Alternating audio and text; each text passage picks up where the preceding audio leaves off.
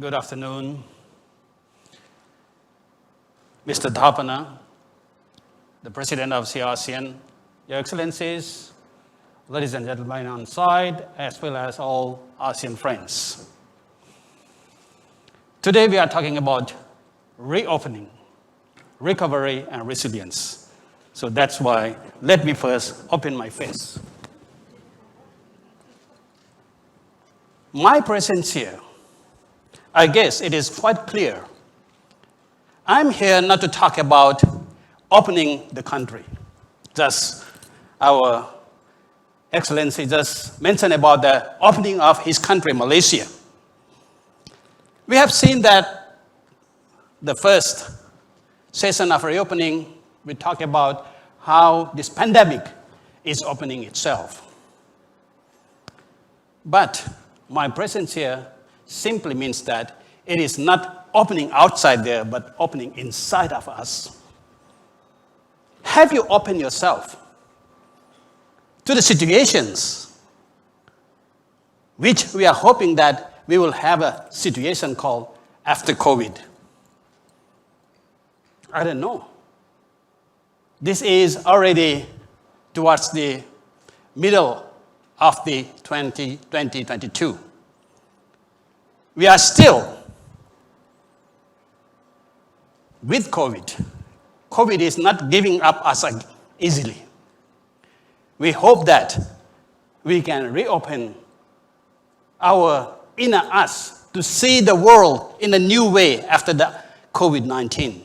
But it seems that it is still the dream, it's still the anticipation, and it's still the hope everyone in this world is having.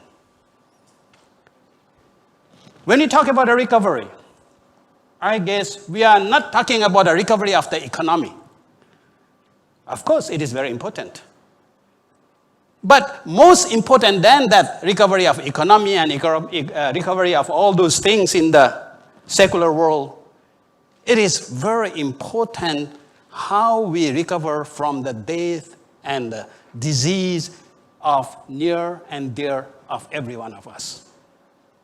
These 2 years has been a very worst year for us, as many our friends and family left this world. This really makes every one of us fear of death, fear of uncertainty. So, are you recovered from all those deaths? Are you recovered from all those damages and fear? And of course, in order to do that, you need to have this power of resiliency. So this is why I'm here. The resilience is power which you can build only from inside of you. You can only reopen, you can only recover if you have enough caliber of that resiliency. I just want to tell you a story, which makes this congregation, I think, more easy to get through. It was in 1993 when I was accepted by the prestige university like Cambridge University to pursue on my postgraduate degree there. I guess everyone can guess that how happy I was at the time. I was a Buddhist monk from my childhood at the age of 14, but suddenly I was able to get into this prestige university like Cambridge University. Moreover, I was over the moon when I heard that late Majesty King Bhumibol Adulyadej granted me a full royal scholarship to pursue on my degree. How many monks, how many people who got that royal opportunity like that? So I was over the moon. I went there, took my classes, see my supervisors, And just only few months, I think it's only 2 or 3 months, I guess, all my happy moments start to decompose. All my life, all my dream, a very sweet dream, slowly getting bitter and bitter. One day, when I was having a supervision with my professor in the King's College, he told me that, I think you better withdraw your acceptance from this university. You are not competent enough as we expected.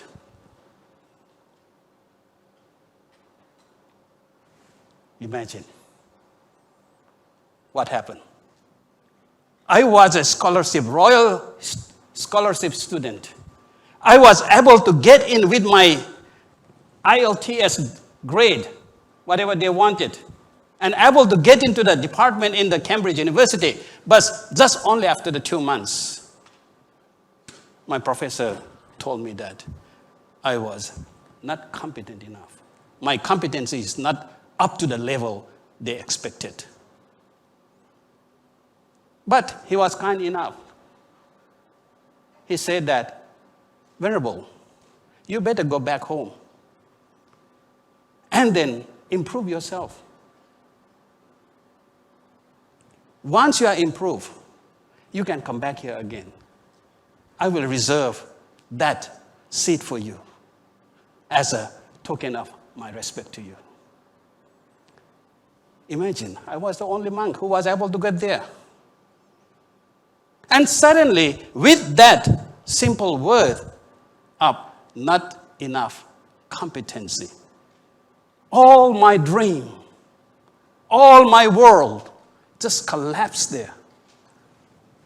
I was speechless. Tears came out without control. I walked back from the college to my dormitory in Christ College, where I belong to.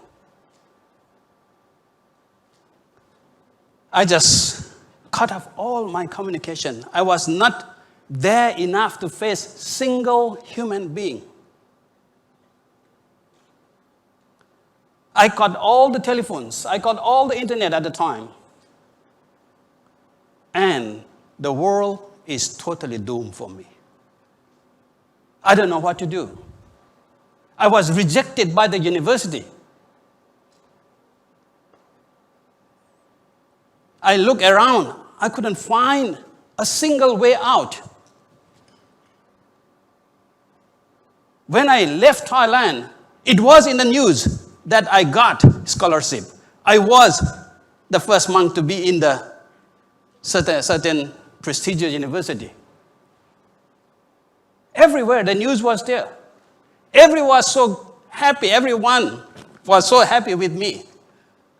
But how am I going to go back?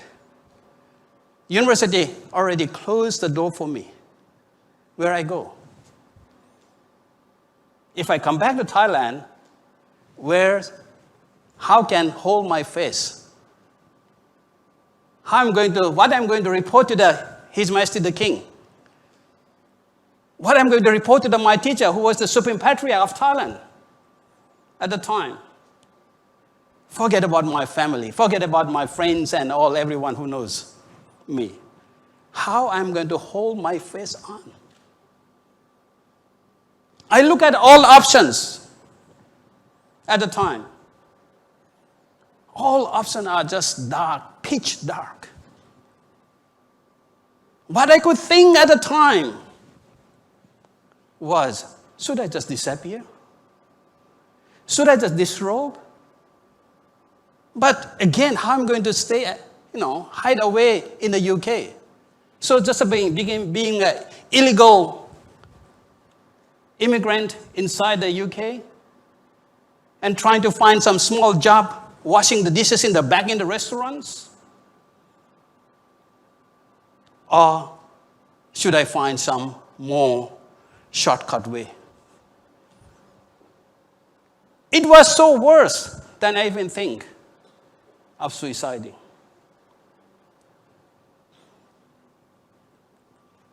I cried and cried and cried until I didn't have a single drop of tears came out of my eyes.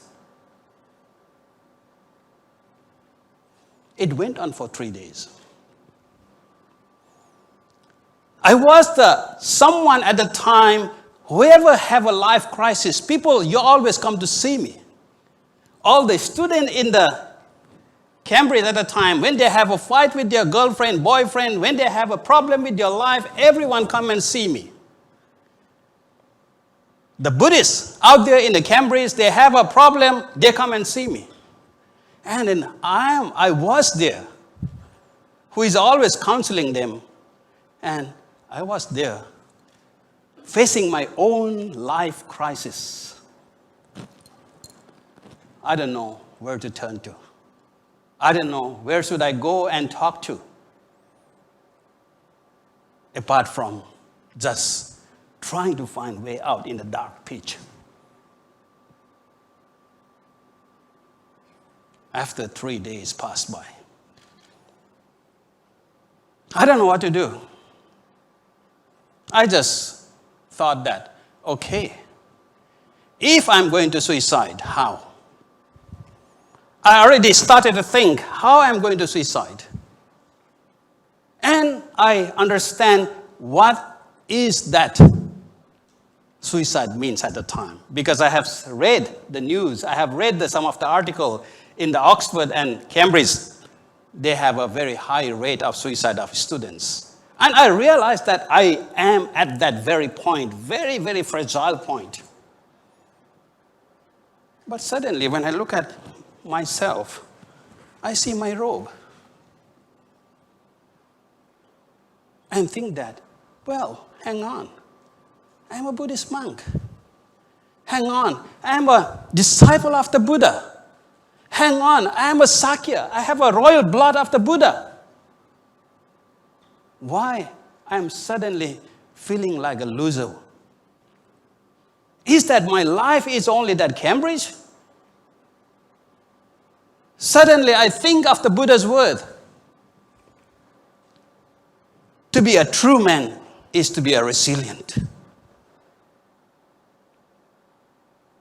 As soon as I remind of that Buddha's word,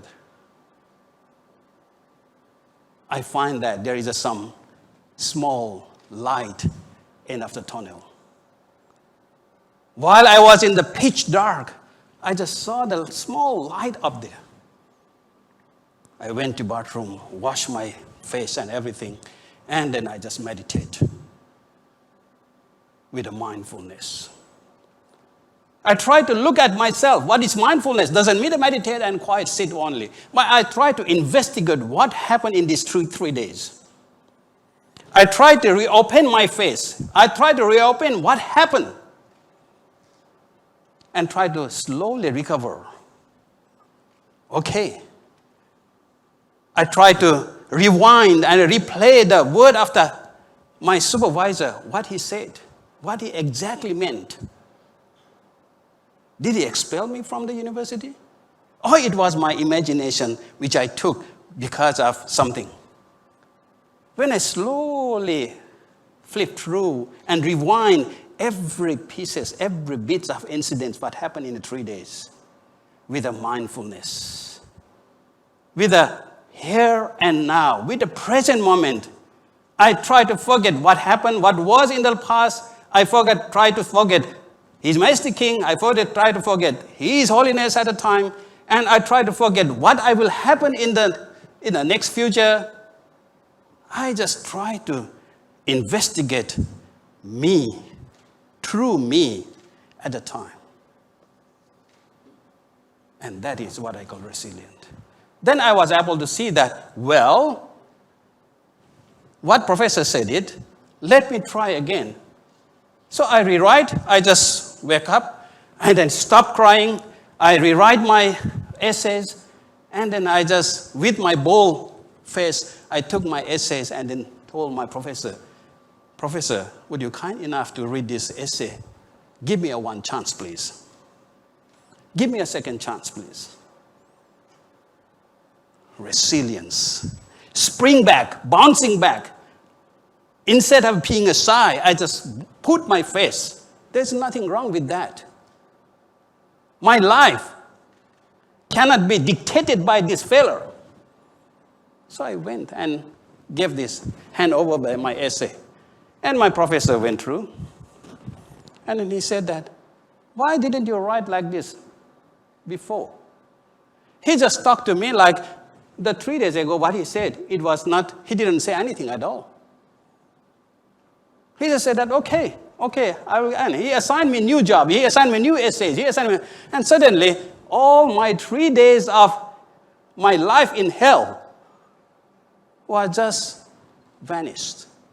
Just vanished because of resiliency with mindfulness. What I have gone through is my mind. I was building everything. I was collapsing everything. I was not opening myself to my mental city.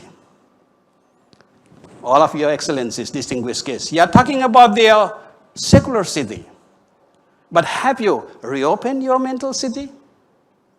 Isn't that everything which you built onto your city is built first in your mind? So I will say that. Reopen your mind first. Reopen yourself, inner you. And then slowly recover from all the damages you have gone through these 2 years of this COVID-19. We have seen the impermanence. We have seen the death, which is unexpected deaths. We have seen the poor health, and take those things as a lesson. And you are a true human. If you want to be a true human, stand up again, bounce back again, just like any nature does it. Just like a tree, when you have a hurricane, you have all these things happen. Tree might be, weak, but when the sun comes, you can stand up again. That very energy only can develop through being at the present, mindfulness. What is mindfulness? Always, when you deal with anything, deal with your intention. Deal with your attention, but at the same time, develop your non-judgmental attitude towards your life as well. Only then you can not only reopen inner you to the new world, you can recover from all the damages, all the diseases which you've gone through. But with that resiliency, you can rejoice your life. So let us take this time. This is a time, May of 2022. Hope that COVID will bid farewell. Let us bid farewell to COVID and then be rejoiced with who you are, with whatever you are having, and enjoy your life. Thank you. Thank you very much, Venerable.